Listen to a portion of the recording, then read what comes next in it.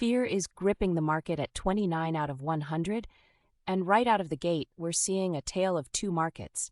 The S&P 500 barely budged, up just 0.07% at the open.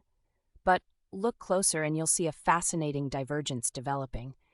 The Dow Jones is leading the charge, up 0.36% with 196 points of early strength.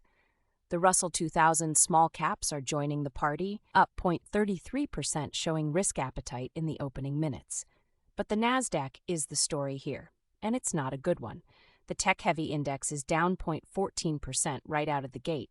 That's the real tension defining this morning's action. Here's what's happening beneath the surface. Meta is the single biggest mover of the first 30 minutes, surging 1.42% and nearly $8.50 higher. Home Depot is right behind it, up 1.1% as consumer spending signals stay resilient. Nvidia is holding up with a 0.97% gain, which matters because semiconductor stocks are traditionally a risk barometer. But here's the catch. The mega-cap tech names are getting absolutely hammered. Google is down 1.77%, the worst performer of the morning. Amazon is bleeding 1.25%, while Microsoft is lower by 0.96%. Apple is down 0.63%, and that's painting a clear picture. Investors are rotating out of big tech and into more defensive plays in smaller cap names. That's a classic risk-off move, which aligns perfectly with that fear score of 29. Wall Street is telling us something important through these opening trades.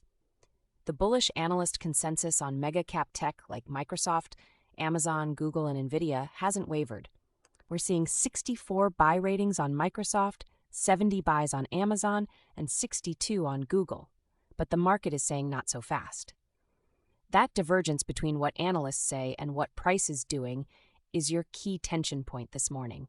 The action on Goldman Sachs, JP Morgan, and Bank of America is noteworthy too. Financial stocks are finding strength with small upticks across the board. That suggests investors are hedging into names that benefit from a different economic outcome than the tech consensus is pricing.